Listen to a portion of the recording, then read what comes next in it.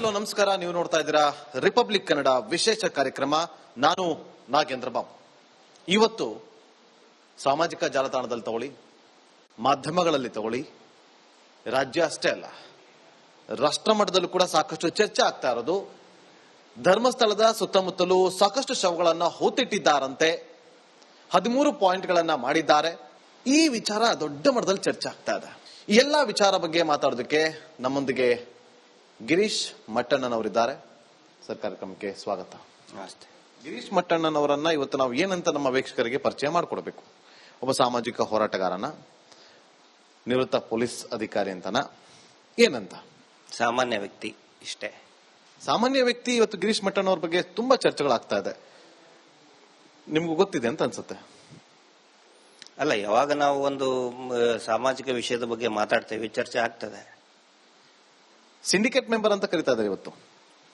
ಯಾರು ಕರೀತಾರೆ? ಜನ ಮಾತಾಡ್ಕೊಳ್ತಿದ್ದಾರೆ. ಸಿಂಡಿಕೇಟ್ ಮೆಂಬರ್ ಅದು ನಮ್ಮ ತಂದೆಗೆ ಕರ್ನಾಟಕ ಯೂನಿವರ್ಸಿಟಿದು ಸಿಂಡಿಕೇಟ್ ಮೆಂಬರ್ ಆಗ್ಬೇಕಂತಿತ್ತು. ಒಂದ್ ವೇಳೆ ನಾನು ಎಂಪ್ಲಾಯ್ ಆಗಿದ್ದಂದ್ರೆ ಸಿಂಡಿಕೇಟ್ ಮೆಂಬರ್. ಒಂದು ತಂಡ ಇದೆ, ಆ ತಂಡದಲ್ಲಿ ಗಿರೀಶ್ ಮಟ್ಟಣ್ಣವರು ಕೂಡ ಒಬ್ಬರಿದ್ದಾರೆ. ಅದೆಲ್ಲವೂ ಕೂಡ ಎಲ್ಲೋ ಒಂದು ಕಡೆ ಹಿಂದೂ ಧರ್ಮದ ವಿರುದ್ಧವಾಗಿ ಅವರು ನಿಂತಿದ್ದಾರೆ ಅನ್ನೋ ಚರ್ಚೆಗಳು. ಹಿಂದೂ ಹೆಣ್ಮಕ್ಳ ನ್ಯಾಯಕ್ಕೋಸ್ಕರ ಹೋರಾಟ ಮಾಡೋದು ಹಿಂದೂ ಧರ್ಮದ ವಿರೋಧಿನ? ಅಲ್ಲಿ ಸತ್ತಂತವ್ರು ಯಾರು? ವೇದವಲ್ಲಿ ಯಾರು? ಅವ್ರೇನ ದುಬೈದವ್ರ?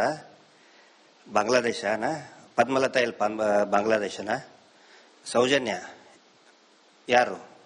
ಇಲ್ಲೇ ಹಿಂದೂ ಧರ್ಮದ ದೇವಸ್ಥಾನಕ್ಕೆ ನಡ್ಕೊಳ್ತಕ್ಕಂಥವ್ರು ಎಲ್ಲರೂ ಕೂಡ ಹಿಂದೂ ಹೆಣ್ಮಕ್ಳೇ. ಅವರ ಒಂದು ಅತ್ಯಾಚಾರ ಮತ್ತು ಅವರ ಕೊಲೆಗೆ ಧ್ವನಿ ಎತ್ತುವುದು ಹಿಂದೂ ಧರ್ಮದ ವಿರೋಧಿ ಅಂತ ಹೇಳಿದ್ರೆ ಅವ್ರು ಹಂಗೆ ತಿಳ್ಕೊಳ್ಳಿ. ಮತ್ತೆ ಹಿಂದೂ ಹೆಣ್ಮಕ್ಳಿಗೆ ಅನ್ಯಾಯ ಆಗುತ್ತೆ ಅಂತಾರೆ, ನೀವು ನ್ಯಾಯ ಕೊಡಿಸುವಂತ ಕೆಲಸವನ್ನ ಮಾಡ್ತೀರಿ. ಹಾಗಾದ್ರೆ ಬೇರೆ ಧರ್ಮದ ಹೆಣ್ಮಕ್ಳಿಗೆ ಅನ್ಯಾಯ ಆದ್ರೆ ಯಾಕೆ ನಿಲ್ಲೋದಿಲ್ಲ ಗಿರೀಶ್ ಮಟ್ಟಣ್ಣ ಅವರು?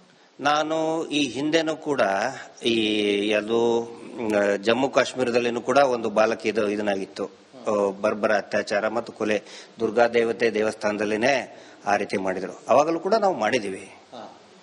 ಇವತ್ತೆಲ್ಲೋ ಒಂದು ಕಡೆ ಒಂದು ಅನ್ಯ ಧರ್ಮೀಯರ ಒಂದು ಭಾಗದಲ್ಲಿ, ಒಂದು ದರ್ಗಾದಲ್ಲಿ ಎಲ್ಲೋ ಒಂದು ಕಡೆ ಎಷ್ಟೋ ಒಂದು ಅತ್ಯಾಚಾರಗಳಾಗಿದೆ ಅಂತ ಹೇಳಿ ಯೂಟ್ಯೂಬರ್ಸ್ ಮೀರೇ ಹೇಳ್ಕೊಂಡಿದ್ದಾರೆ. ಆ ವಿಚಾರವಾಗಿ ಯಾಕೆ ಧ್ವನಿ ಎತ್ತಾ ಇಲ್ಲ? ಮಾಡ್ಲಿ, ಎಲ್ಲರೂ ಮಾಡ್ಲಿ ಅಲ್ರಿ. ಏನ್ ಕಾಂಟ್ರಾಕ್ಟ್ ಕೊಟ್ಟದಾರ? ಇದೇನು ಗುತ್ತಿಗೆನಾ? ನೀವು ಇದನ್ನೇ ಮಾಡ್ಬೇಕು ಅಂತ ನೀವು ಕಾಂಟ್ರಾಕ್ಟ್ ತಗೊಂಡಿದ್ದೀರಾ?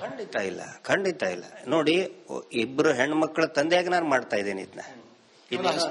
ಮತ್ತೆ ಇವತ್ತು 106 ಶವಗಳನ್ನ ಹೂತಿಟ್ಟಿದ್ದಾರೆ, 13 ಪಾಯಿಂಟ್ಗಳಾಗಿದೆ. ಆತನ ಮೇಲೆ ದೂರು ಕೊಟ್ಟು ಆತನಿಗೆ ಬೆದರಿಕೆ ಹಾಕುವಂತ ಕೆಲಸವನ್ನು ನೆನ್ನೆಷ್ಟೇ ನಿಮ್ಮ ವಿಡಿಯೋನ ನೋಡ್ತಾ ಇದ್ದೆ. ಇದೆಲ್ಲ ಏನಿದು? ಎಲ್ಲಿ ಆದ್ರೆ ಯಾವ ವಿಚಾರವಾಗಿ ನೀವು ಮುಂದಿಟ್ಕೊಂಡು ಹೋರಾಟವನ್ನ ಮಾಡ್ತಾ ಇದ್ದೀರಿ? ನೋಡಿ, ಹೋರಾಟ ಅಂತ ಹೇಳಿದ್ರೆ ನಾವು ಸತ್ಯ ಏನಿದೆ, ನಮ್ಮ ಕಣ್ಣಿಗೆ ಏನು ಸಂಶಯಗಳು ಬರ್ತದೆ ಅದನ್ನ ನಾವು ವ್ಯಕ್ತಪಡಿಸ್ತೀವಿ. ಯಾವ ಸಂಶಯ ಬರ್ತಾ ಇದೆ ನಿಮ್ಗೆ? ಈ ಪ್ರಭಾವಿ ಏನು ಅತ್ಯಾಚಾರಿ ಕುಟುಂಬ ಇದೆಯಲ್ಲ, ಈಗ ನೀವೇನ್ ಹೇಳ್ತಾ ಇದ್ದೀರಿ? ಹೇಗೆ ಹೇಳ್ತೀರಿ ನೀವು? ಹೇಗೆ ಹೇಳ್ತೀರಿ ಆ ಕುಟುಂಬದ ಬಗ್ಗೆ? ಹೇಗೆ ನೀವು ಆರೋಪವನ್ನ ಮಾಡ್ತೀವಿ? ಡಾಕ್ಯುಮೆಂಟ್ ಅಲ್ಲಿ ಏನ್ ನಿಂತಿದೆ? ಡಾಕ್ಯುಮೆಂಟ್ ನೀವು ಎಲ್ಲಿದೆ? ಡಾಕ್ಯುಮೆಂಟ್ ತೋರಿಸಬಹುದಾ? ನೀವು ಡಾಕ್ಯುಮೆಂಟ್ ಇಟ್ಕೊಂಡಿದ್ದೀರಿ? ಪದ್ಮಲತಾ ಕೊಲೆದ್ದು FIR ಆಗಿಲ್ವಾ? ಕೊಲೆ ಆಗಿದೆ ತಾನೆ? ಎಲ್ಲಾಗಿದೆ? ನಮಗ್ ಗೊತ್ತಿಲ್ಲ. ಅದ ಯಾಕಂದ್ರೆ ಕೊಲೆ ಆಗಿರೋದ್ರ ಬಗ್ಗೆ ಈಗ ಪದ್ಮಲತಾ ಜಯಂತ್ ಅವ್ರನ್ನ ಮಾತಾಡ್ತಾ ಇದ್ದೆ, ಅವ್ರು ಹೇಳ್ತಾರೋ ಪದ್ಮಲತಾ ಕೊಲೆ ಆಗಿತ್ತು ಅಂತೇಳಿ. ಅವಾಗ ನಮಗೂ ಗೊತ್ತಾಗಿದೆ ಒಂದಷ್ಟು ವಿಚಾರಗಳು. ಸ್ವಾಮಿ, FIR ಆಗಿದೆ. FIR ಅಲ್ಲಿ ಅವ್ರ ಹೆಸರು ಇದೆಯಾ? ಹೆಸರು ಇರ್ಲಿ. ಹೆಸರು ಇರ್ಲಾರ್ದಂಗ್ ಮಾಡೋದೇ ಅವ್ರ ಪವಾಡ. ಅದು ಹೇಗ್ ಸಾಧ್ಯ? ಅವ್ರ ಪವಾಡ ಹೇಗ್ ಸಾಧ್ಯ ಅಂತ ಹೇಳಿ ಪೊಲೀಸರು ಅಷ್ಟೊಂದು ದುರ್ಬಲರಲ್ಲ, ವೆರಿ ವೀಕ್ ಅಂತ ಹೇಳಿದ್ರೆ ಅವ್ರು ಇದಕ್ಕೆ ಶರಣಾಗ್ಬಿಟ್ಟಿದ್ದಾರೆ, ಸರೆಂಡರ್ ಆಗಿದ್ದಾರೆ. ಹೇಗೆ ಹೇಳ್ತೀರಿ? ಈಗ ಗಿರೀಶ್ ಮಟ್ಟಣ್ಣವರು ಕೂಡ ಒಂದಿನ ವಿಧಾನಸೌಧಕ್ಕೆ ನಾನು ಬಾಂಬ್ ಬಿಟ್ಟಿದ್ದೀನಿ ಅಂತೇಳಿ ಬೆದರಿಕೆ ಹಾಕಿದ್ರು. ಅವತ್ತು ಸರ್ಕಾರ ಇತ್ತು. ಹಾಗಾದ್ರೆ ಅವಾಗ ಆ ಪ್ರಕರಣದಲ್ಲಿ ಗಿರೀಶ್ ಮಟ್ಟಣ್ಣವ್ರ ಹೆಸರು FIR ನಲ್ಲಿ ಇತ್ತು. ತನಿಖೆ ಆಯ್ತು. ಕೋರ್ಟಿನ ಕಟ್ಟಿಕಟ್ಟೆಯಲ್ಲಿ ಗಿರೀಶ್ ಮಟ್ಟಣ್ಣವ್ರು ನಿಂತಿದ್ರು. ಇಲ್ಲಿ ಅವ್ರು ನಿಂತಿದಾರ? ವೇದವಲ್ಲಿ ಪ್ರಕರಣದಲ್ಲಿ ನಿಂತಿದಾರ? ಪದ್ಮಲತಾ ಪ್ರಕರಣದಲ್ಲಿ ನಿಂತಿದಾರ? ಆನೆ ಮಾವತನ ಕೊಲೆಯಲ್ಲಿ ನಿಂತಿದಾರ? ಪೊಲೀಸ್ ಇಲಾಖೆ ಮೇಲೆ ಡೌಟಾ ನಿಮ್ಗೆ? ಅಲ್ಲ, ಪೊಲೀಸ್ ಇಲಾಖೆಯನ್ನ ಯೂಸ್ ಮಾಡ್ಕೊತಾ ಇದಾರೆ. ಹೇಗ್ ಸಾಧ್ಯ ಗಿರೀಶ್ ಮಟ್ಟಣ್ಣವ್ರ? ನೀವು ಪೊಲೀಸ್ ಇಲಾಖೆಯಲ್ಲಿ ಇದ್ದಂತವ್ರು. 10 ಜನ ಪೊಲೀಸರಲ್ಲಿ ಒಬ್ಬ ಪ್ರಾಮಾಣಿಕ ಪೊಲೀಸ್ ಅಧಿಕಾರಿ ಇರೋದಿಲ್ವಾ ನಿಮ್ ತರ? 100 ಜನ ಪೊಲೀಸರಲ್ಲಿ 90 ಜನ ಅಪ್ರಾಮಾಣಿಕರಿದ್ದಾರೆ. ಅಪ್ರಾಮಾಣಿಕರೆಲ್ಲರೂ ಇಲ್ಲೇ ಇದ್ದಾರೆ ಅಂತ? ಇಲ್ಲೇ ಅಲ್ಲ, ಇಲ್ಲಿ ಬಂದ್ ಕೂಡ ಚೇಂಜ್ ಆಗ್ಬಿಡ್ತಾರೆ. ಇದು ಒಂಥರ ಟ್ರಯಾಂಗಲ್ ಇದ್ದಂಗಿದು. ಇವತ್ತು SIT ತನಿಖೆ ಮಾಡ್ತಿರೋದು ಕೂಡ ಪೊಲೀಸ್ ಇಲಾಖೆಯವರೇ. ಹೌದು, ಯೋಚನೆ ಮಾಡಿ ಮಾತಾಡಬೇಕು. ಹೌದು. ಅಂದ್ರೆ ನಾನು ಎಲ್ಲರೂ ಅಪ್ರಾಮಾಣಿಕರಂತೇನು ಹೇಳಿಲ್ವಲ್ಲ. ಯಾರಾದ್ರೂ ಒಬ್ರು ಬರ್ಬೇಕಿತ್ತಲ್ಲ ಮುಂದೆ ಬಂದು. ಟ್ರಯಾಂಗಲ್ ಇದ್ದಂಗಿದು. ಧರ್ಮಸ್ಥಳ ಪೊಲೀಸ್ ಸ್ಟೇಷನ್, ಬೆಳ್ತಂಗಡಿ ಅಂತ ಬರ್ಮುಡಾ ಟ್ರಯಾಂಗಲ್ ಇದ್ದಂಗೆ. ಬರ್ಮುಡಾ ಟ್ರಯಾಂಗಲ್ ಗೊತ್ತಲ್ಲ?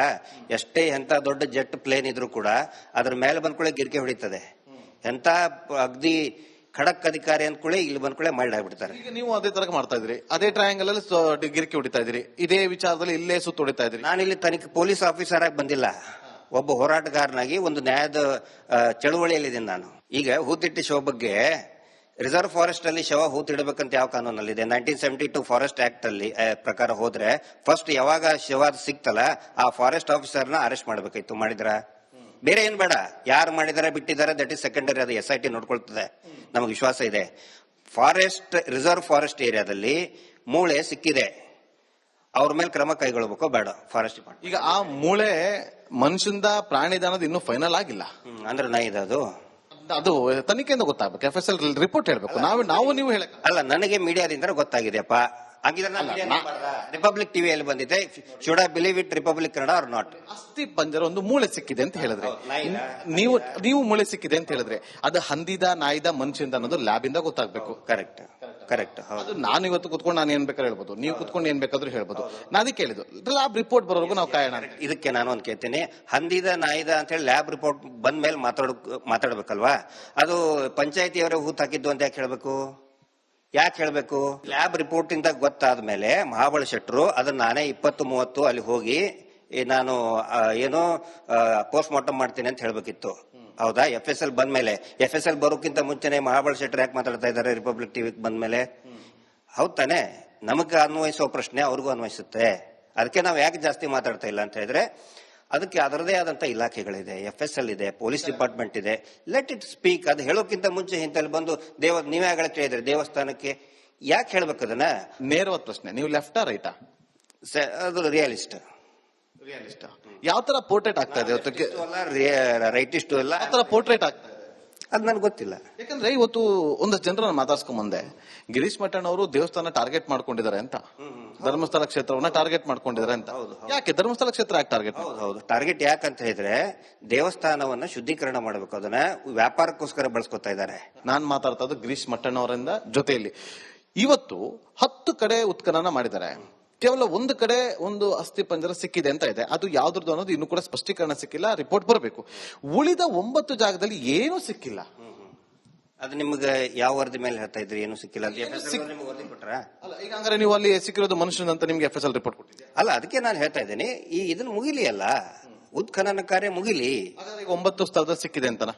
May be, may not be. ನಾನೇನು ಅಥಾರಿಟಿ ಅಲ್ಲ ಹೇಳಕ್ಕೆ, ಅಲ್ವಾ? ಅಥಾರಿಟಿ ಅಲ್ಲ ಅಂದ್ರೂ ಕೂಡ ಇವತ್ತು ಅಲ್ಲಿ ಇರುವಂತಹ ವ್ಯಕ್ತಿ ಏನಿದ್ದಾನೆ, ಅನಾಮಧೇಯ ವ್ಯಕ್ತಿ, ಮುಸುಕುದಾರಿ ವ್ಯಕ್ತಿ ಬಂದು ನಾನು ಇಂಥದೇ ಜಾಗದಲ್ಲಿ ಹೂತಿಟ್ಟಿದ್ದೀನಿ ಅಂತ ಹೇಳಿದಾಗ ಅದು 15 ವರ್ಷದ ಹಿಂದೆ ಹೂತಿಟ್ಟಿರುವಂತಹ ವಿಚಾರಗಳು. ನಾನು ಸ್ಪಷ್ಟವಾಗಿ ಇದನ್ನೇ ಹೇಳ್ತೀನಿ, ಆ ಕಾರ್ ನಂಬರ್ ಗೊತ್ತು, ನನ್ಗೆಲ್ಲವೂ ಕೂಡ ಗೊತ್ತು ಅಂದಾಗ ಆ ಜಾಗದಲ್ಲಿ ಹೂತಿಟ್ಟಿದ್ದಾನೆ ಅನ್ನೋದಾದ್ರೆ ಆ ಜಾಗದಲ್ಲಿ